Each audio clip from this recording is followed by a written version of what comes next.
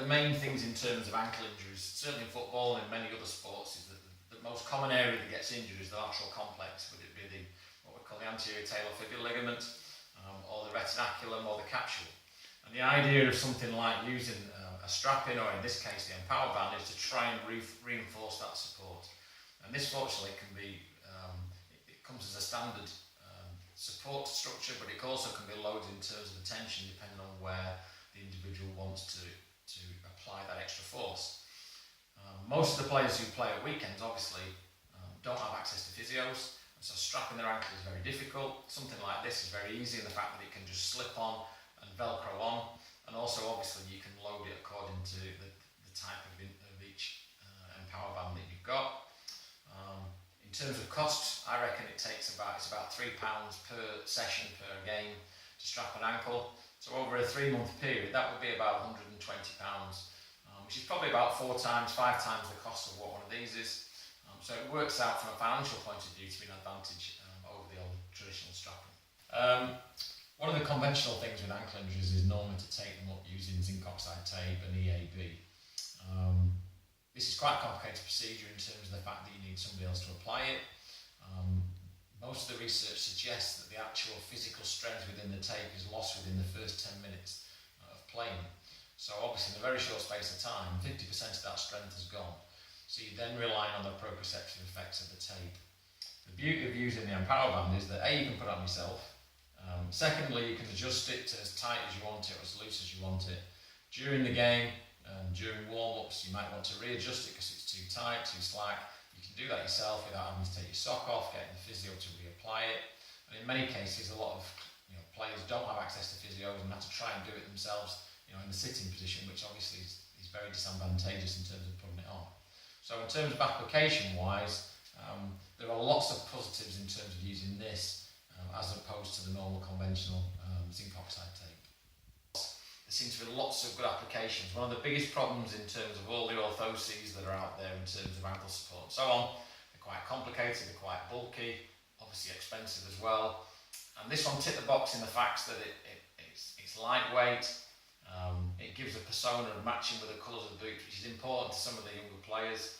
It also has a structural component, and it's also very reusable. So in terms of costs, and in terms of things like strapping, not needing to put it on specifically, it does give a lot of advantages in terms of practicality of its use, which is one of the big sellers for me in terms of this product. One of the key issues in using the Empowerband is certainly in the rehabilitation stage of any injury. It's not something that I would advocate in the early stages of the injury when it's first happened, probably in the first 10 days when most of the work's going to be done in non-weight bearing.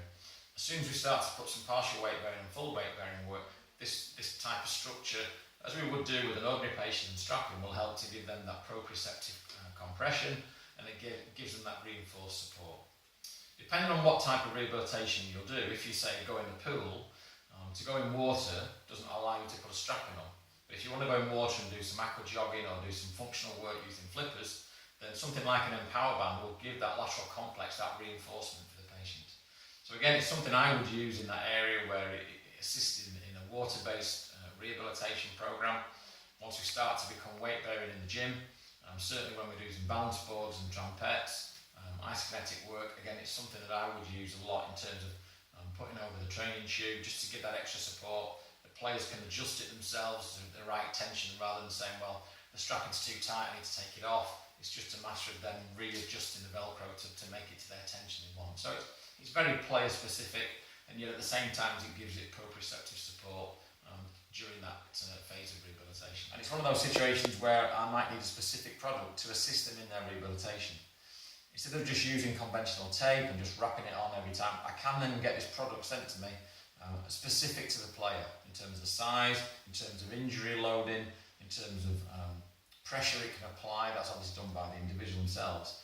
So in many stages of rehabilitation, it's something that we can work on over time. As they start to get better, we might not need as much lateral reinforcement, and then we can adjust it very quickly and cheaply into the other types of Empowerbands that are available.